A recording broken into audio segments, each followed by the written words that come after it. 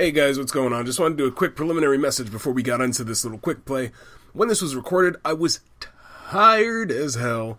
There were bugs like crazy. My computer was on the fritz. It was probably the worst day of recording video I've had ever. So, yeah, that's a quick apology. Also, just so you know, a little bit of a spoiler warning. This next video, I do play the game through to completion, so if you want to play it on your own, you know the drill.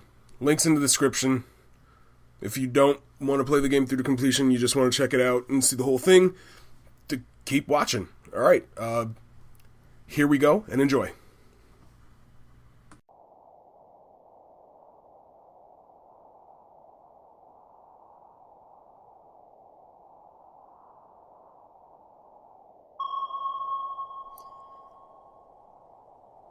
Hey guys, what's going on? Signal Warden here. Today we got another quick play for it. You know what? Full disclosure. I am exhausted today. Really tired. I got minimal sleep. My house is freezing. And there's not enough coffee in the world to keep me going. But I love you all so very much that I just could not stop doing quick plays for you, because I'd cry in my heart. Or something. I don't know. So bear with as I stumble over my tongue. Ladies, my tongue is apparently large enough to stumble over. Something to keep in mind. Anyway, let's take that from the top, huh? What's up, everybody? Signal Warden. And today we're going to be doing a quick play of the Santa Ragione game, Mirrormoon. Santa Ragione, if you remember, I did a segment on them in the first Signal Boost. Drinking coffee. In the first Signal Boost, that was the free runner single button run jump game. It was a really wild, interesting concept, very polygon oriented. With wireframe graphics and all that jazz. This one is polygon oriented as well. It's not wireframe based. You'll see when we get into it. It's a good looking game, but it's a simplistic game. It's very minimal. Very almost abstract. You'll see when we get in. It's a world made of plexiglass.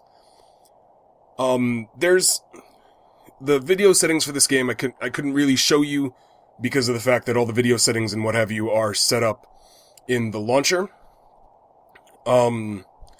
Basically it's just, there's not much to it. I think you have the options of windowed mode or not. There's a slew of different resolutions, so, kudos to that. And 5 different graphic settings. I'm on the top graphic setting, which is fantastic. I'm not saying that it's fantastic. I'm just saying that's what it's called.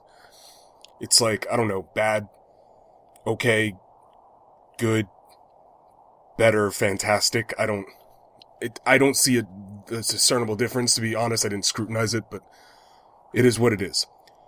So that's that. And I'm not going to waste too much time. Let's go right into this game. The settings don't really matter, and that's a cute little...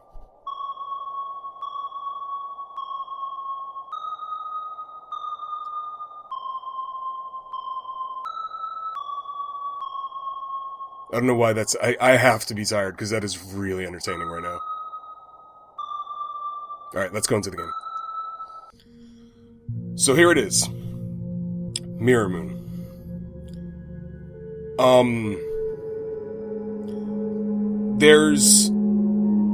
It does state that this is better with motion controls. Or Jesus. Oh, God. Why? I just say nonsense sometimes. Motion control. This game is better with Kinect. You know what? If that were the case, this would be the best Kinect game they ever made. Anyhow, this game is better with a controller, not motion controls. Problem is, for some reason, when I use my controller with this game, It inverts the walking directions, which I can't readily explain. So I'm going to be using mouse and keyboard for it. You might have better luck with your controller. I tried the Xbox controller, it didn't work. I tried my Saytech, that didn't work. Yes, I still use a Saytech. Bite me, it's a great controller and it kicks ass. I use a Xbox wrap for it. Anyway, so we're going to be using the keyboard for this. You see in the lower left-hand corner, Jesus, I can't even readily identify right or left. Our move keys, WASD, I know. Foreign concept, I don't know how we're going to deal with that. So here we go. And we have a pyramid with another pyramid.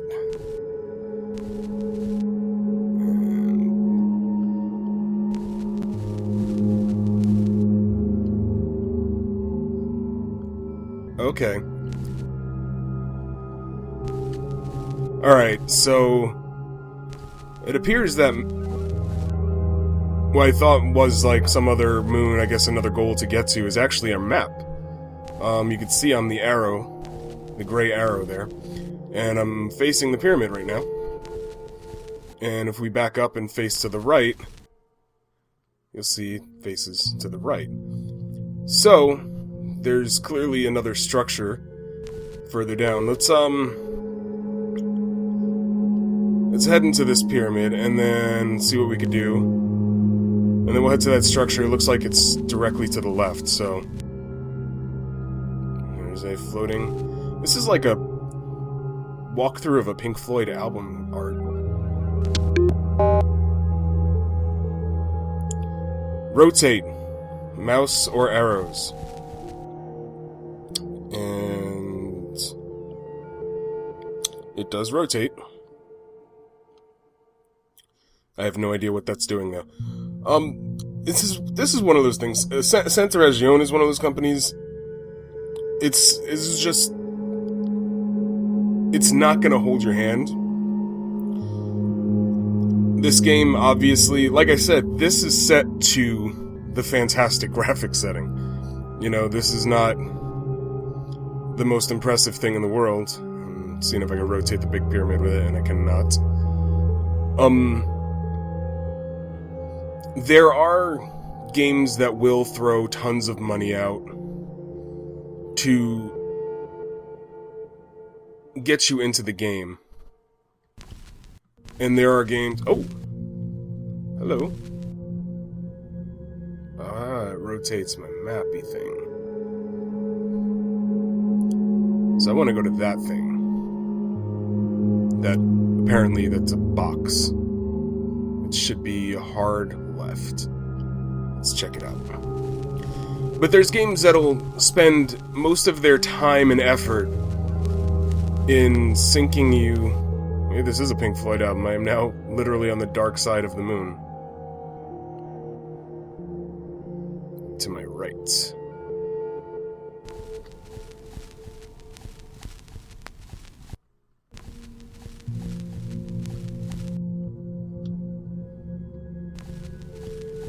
But they'll spend so much time and effort making sure that you're immersed in the world without... I don't know where this thing is. I don't know where I am, to be honest. Whereas games like this, it sucks, tend to try to minimize your immersion in lieu of a gameplay experience. And I think that's where the appreciation for a game like this comes from. There's doesn't seem to be a lot to it, but as you can see, it's not like I'm blowing through this. It's not... It's a complicated puzzle in the best possible way, I think. And I think the light aesthetics and the music add to that. I don't know what happened to that boxy thing. So... There's another structure to our right, it looks like. Let's see if we can go there. Hey, there we go. And looks like we've got another floating thing inside. Let's see. Shoot. There's no up and down vision control as well, so... Oh, I hit the map thing, the moon. I'm not sure what that does. Oh! Okay, so it creates these spiky structures. Let's see if I can use it to take me to that other structure. Okay. Right on.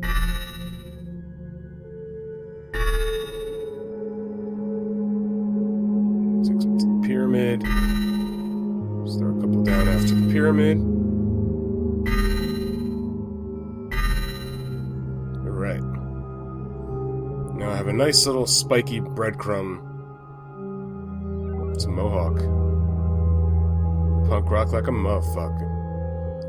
Anyway, so we have essentially a clear path here. It is fading away. Okay, so they're not permanent. There we go, we just learned something. So I'm gonna have to move fast if I'm gonna get to it.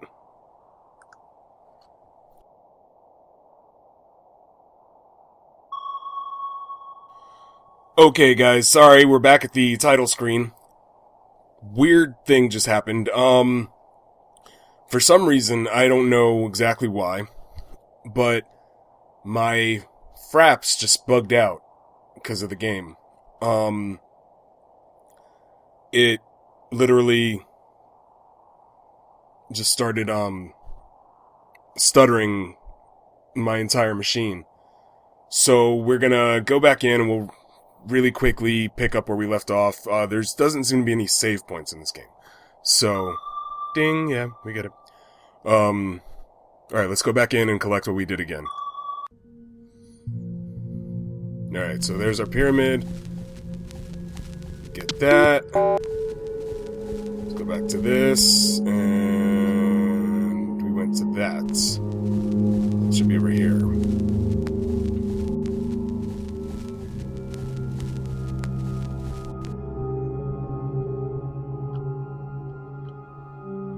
This way.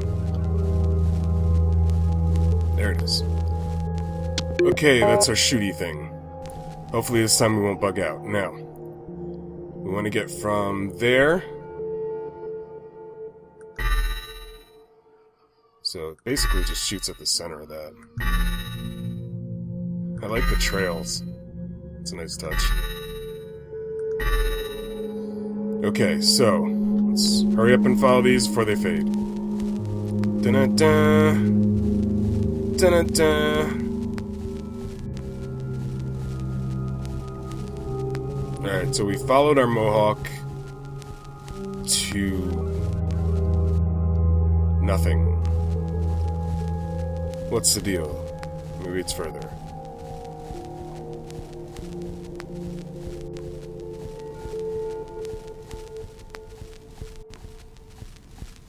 Alright, I seem we've somehow been lost. And our mohawk is gone. And there's the sun again. And we're back. Alright, maybe we just can't go that way. Alternative thinking. That's the name of the game lately.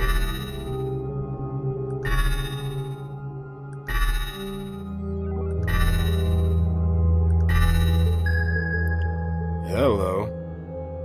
Okay, so that turned blue.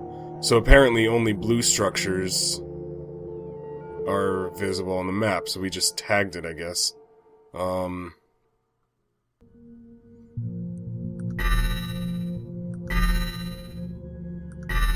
Throw down a quick visual path to it. That should get us there. Let's hurry up before they start to fade. There's a pyramid.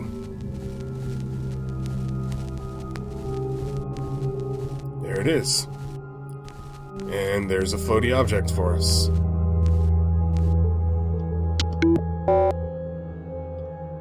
Lock. Right click.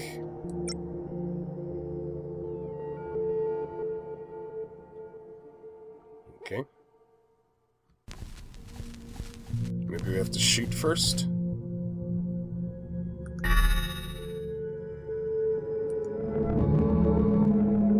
Interesting. It's making the whole world vibrate. Hey now. Ah, now we are talking.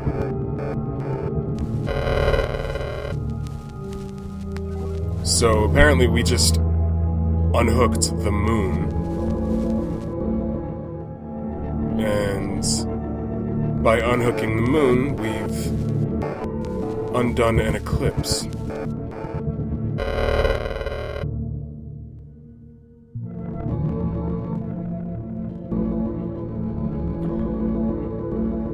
What's interesting is we no longer seem to be on this map, which is... Seriously, this is what happens when I don't have coffee. This map, which is a mirror of the moon we're on. Get it? Mirrormoon, okay. Now that I'm done being a moron.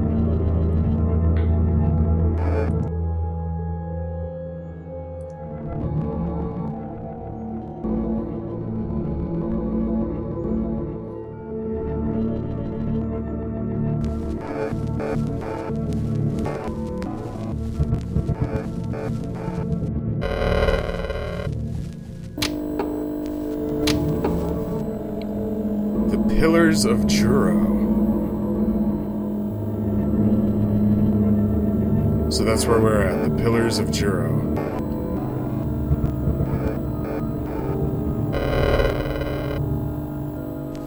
Okay. Let's see. I guess we can explore all of them.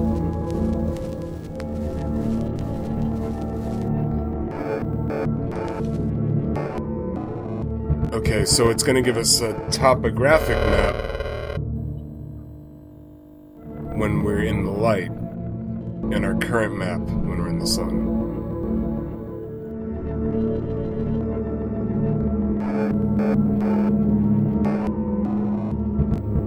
So if we just keep walking in this general direction, we should hit another pillar, I guess.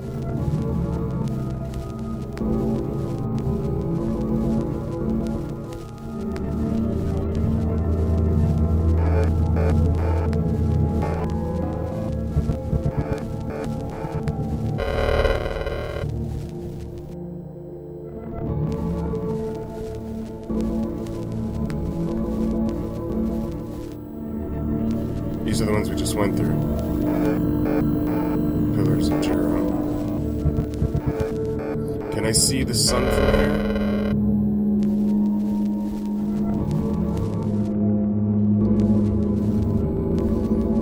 here? Yeah, so if we keep going straight this way... There it is.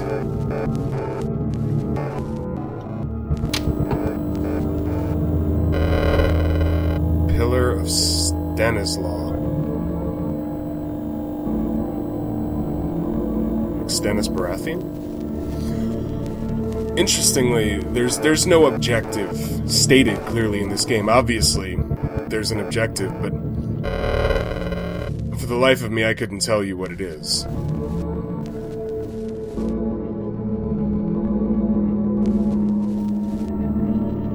So it looks like I have to go hard right in this way. To this guy. So I mean, it seems to be the standard logic of it. There we go. That if we find everything, we'll unlock something.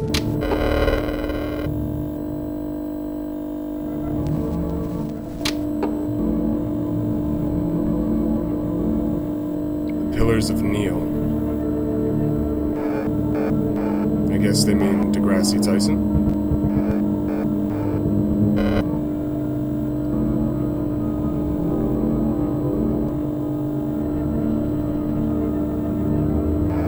Okay, so it looks like there's only one objective left.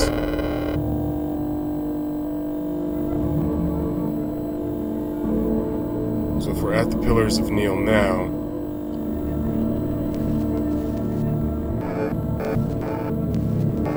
this, they point this the direction. Let's see. Okay, so there's the two of them. So it should be this way.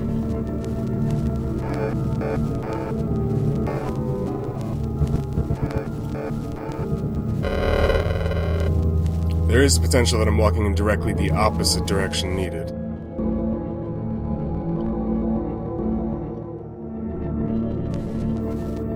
And that is not just the potential, that is the case. So let's do a complete U-turn here. There's no compass either, so a U-turn is to say it's actually a U-turn. I don't know, I enjoy these games. And I enjoy them. There's a place for artistic endeavors like this. And unfortunately, in the gaming community, outside of some few and far between efforts in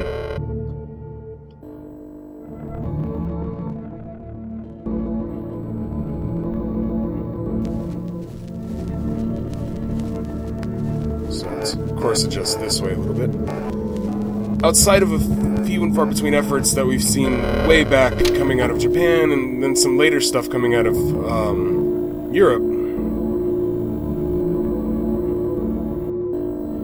Okay, we seem to have unlocked all of them. This is the Pillar of Philip.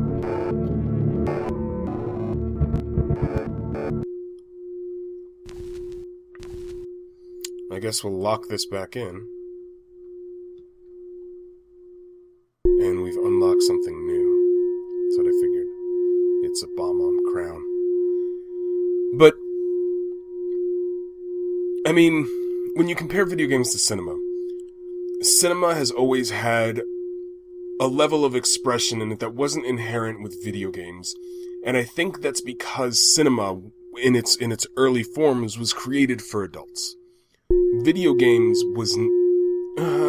I guess you could say it might have been created for adults, perhaps in its infancy, but as it developed over time, we can say it was created for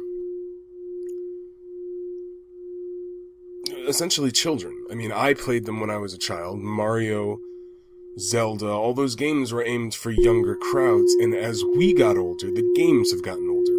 So now we have games like this that fall into the level of what in cinema would be like a Waking Life or The Fountain.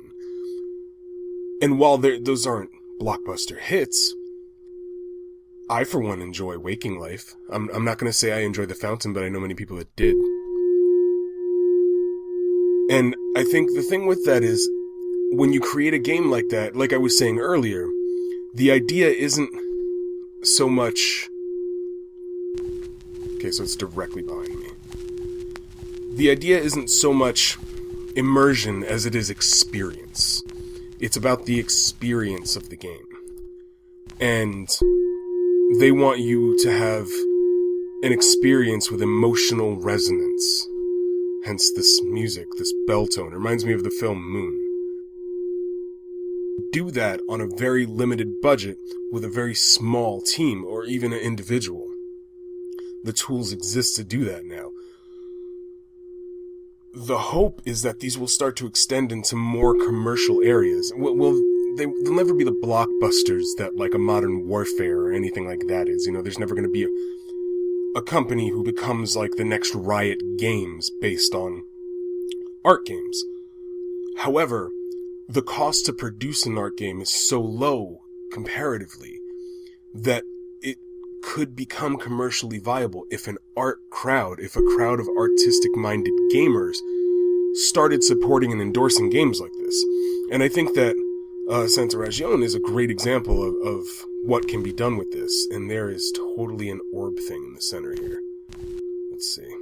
See if anything happens when I pass through the pillars. No. Whoa.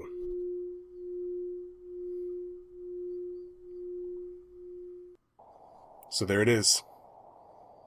That's Mirrormoon. It's the first time I played it through. You played it through with me. We had a hiccup, but hey, it happens.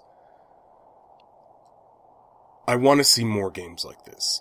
I want to know if you want to see more games like this, because the idea of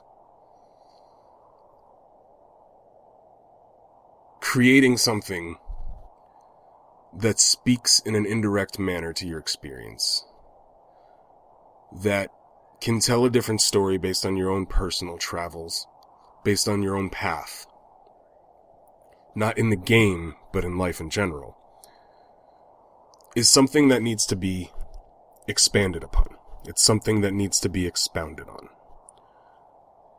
I think there is a bright future in interactive digital art. I think there will be great creators of interactive digital art. And I think it's going to come from individuals who are bolstered by the ability to use a new tool for expression and the knowledge that there's an audience there who appreciates it. So I'm not going to, at least not now, give you my take on what we just played through. I have an absolute formulated opinion of it, but that opinion is mine. And I have a feeling that Santa Ragione didn't want anyone to place their opinions onto anyone else's perspective. I don't want to color your view, so to speak. So there you have the game. The game, if you can call it that. And take away from it what you will. Go play it yourself. I will have the link in the description. And I am Signal Warden. I hope you enjoyed Mirrormoon, and I will see you next time.